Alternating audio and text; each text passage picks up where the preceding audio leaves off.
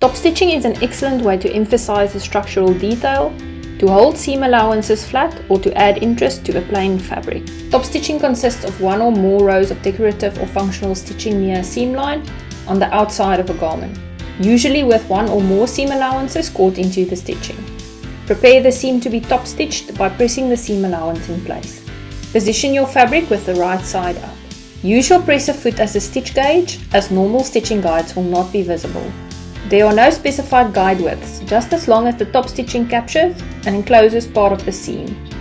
A longer stitch is best when top stitching. Also adjust your needle and tension accordingly. You can also use a thicker thread or contrasting color for your top stitching. Do not start and end with back stitching when top stitching. Rather pull the threads on the right side of the garment to the inside and tie a double knot. As always, remember to iron your seam to set the stitches.